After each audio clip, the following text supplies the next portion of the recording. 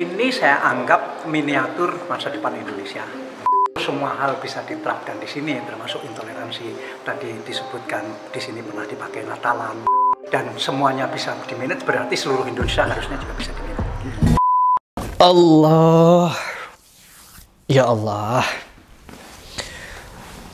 teman-teman. Sebenarnya saya pengen berhenti untuk membahas Al Zaitun Panji Gumilang. Pengen sekali gitu berhenti. Dan selalu mendesak pemerintah, MUI, Menteri Agama, Departemen Agama untuk segera membuatkan fatwa, memberikan tindakan yang tegas. Tapi tambah hari, mereka tambah memperkuat diri, membuat pertahanan diri mereka.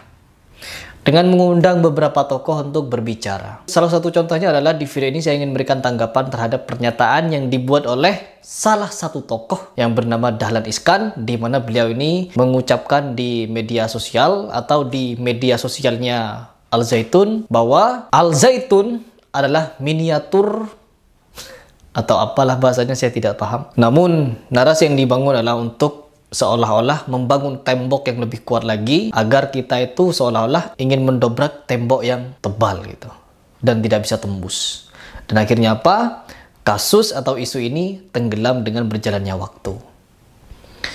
Allahu Akbar. Dan MUI sudah berapa hari ini melakukan penelitian, belum ada fatwa, belum ada penjelasan kepada publik secara real, secara langsung bagaimana kita harus menyikapi. Karena memang kita menunggu MUI. Dan di samping MUI belum mengeluarkan fatwa, malah ada fatwa-fatwa atau pendapat-pendapat pembelaan dari tokoh-tokoh. Salah satunya dari Dahlan Iskan. Coba kita simak seperti apa pandangan atau pembelaan dari Dahlan Iskan ini.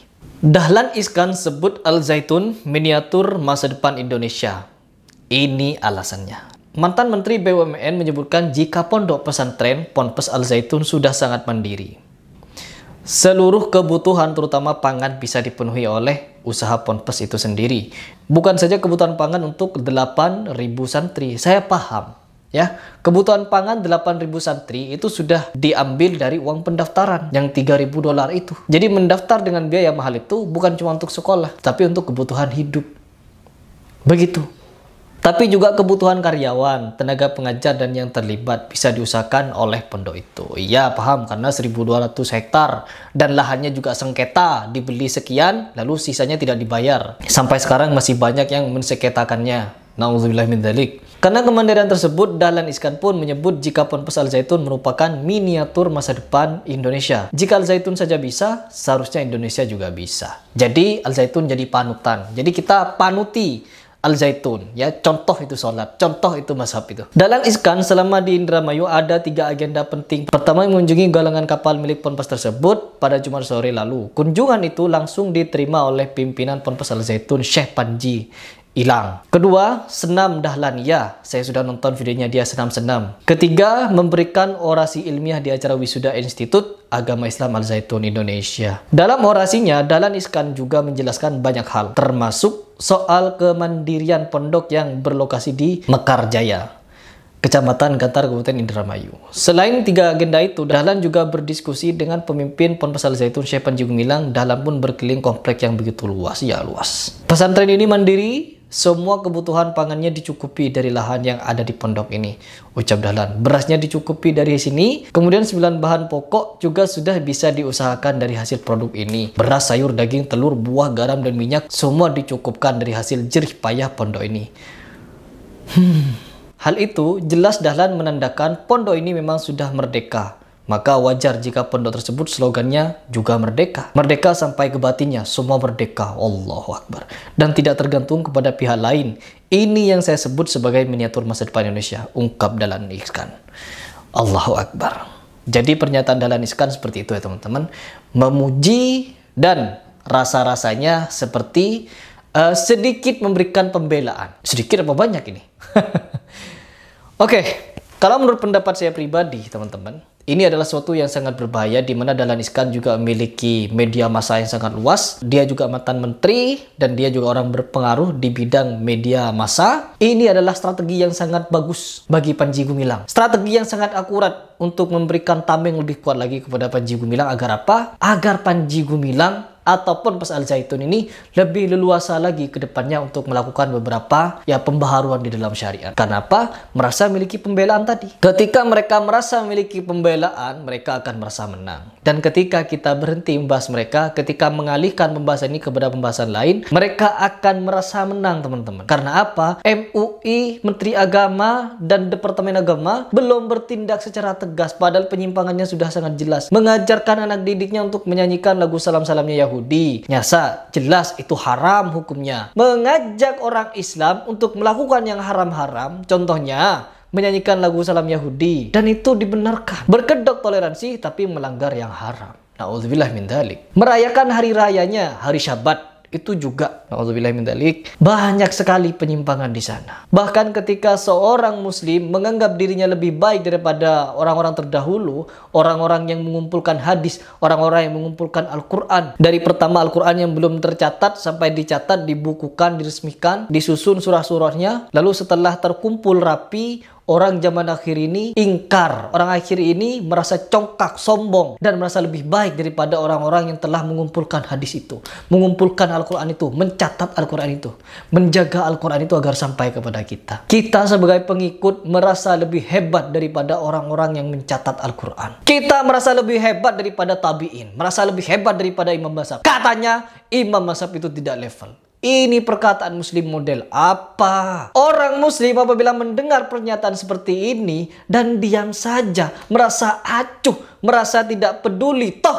banyak sekali yang berbeda. Kita jangan fokus pada perbedaan, tetapi fokuslah pada persamaannya. Sama-sama Islam, sama-sama berkiblat pada Al-Quran. Tetapi satu yang kami anggap sesat di dalam Al-Zaitun, yaitu tidak mengutip hadis sama sekali, ya. Bahkan mereka ingkar kepada sunnah. Ini kesaksian daripada orang yang telah berjuang di dalam Al-Zaitun atau NII. Mereka ingkar kepada sunnah, tidak mengikuti sunnah Rasul mereka. Di sini kita tidak berbicara tentang Sunni Syiah, tapi kita berbicara tentang Islam. Syiah jelas, banyak ulama yang mengatakan Syiah bukan Islam. Banyak ulama yang menyatakan demikian. Meskipun kita tahu bahwa ada Syiah juga yang mirip dengan Sunni, tidak membenci Abu Bakar dan Umar, tetapi masih beriman kepada ke-12 iman. Begitu. Hanya perbedaan di akidah. Dan di sini, ini Al-Zaitun ini Syiah bukan, Sunni bukan, dan dia tidak mengutip hadis sama sekali dan mengatakan Al-Quran itu perkataan Nabi Muhammad. Dan ini didiamkan. Dan yang lebih parah, teman-teman, di dalam Al-Zaitun ini banyak sekali orang yang masih bercerita kepada saya, mend-DM Instagram saya bahwa keluarganya didoktrin oleh NII, ya,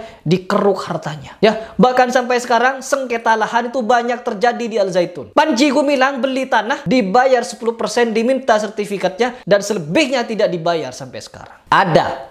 Kalau kalian minta bukti, datangi saya, temui saya akan beberkan semua buktinya. Bahkan, kalau sampai Al-Zaitun ini siap menerima kedatangan kami untuk melakukan debat ilmiah, adu data, maka saya akan kumpulkan tim saya untuk membeberkan semua bukti di hadapan media sosial, di hadapan seluruh media. Agar apa? Agar masyarakat tahu bagaimana cara Panji Gumilang membantahnya. Agar dia tahu bagaimana cara membantah dalil atau debat ilmiah secara terbuka, secara live dengan para kiai atau ulama dari NU dan Muhammadiyah. Kemarin wakil gubernur datang ke sana, berbicara saja terbata-bata, teman-teman. Bagaimana mungkin kalau dia mengaku, Pak Wakil Gubernur ini mengaku berada di garis tengah dan tidak berpihak Al-Zaitun atau pada ulama Indonesia, maka wajib untuk memberikan mediasi agar bertemu ini, ya, agar bertemu antara Panji Gumilang dengan ulama Indonesia untuk berdebat ilmiah. Karena apa? Suatu faham, sekali lagi, suatu faham itu harus didialogkan dengan ulama yang lain. Jangan merasa pandai sendiri, jangan pernah merasa kalau dia lebih baik daripada yang lain,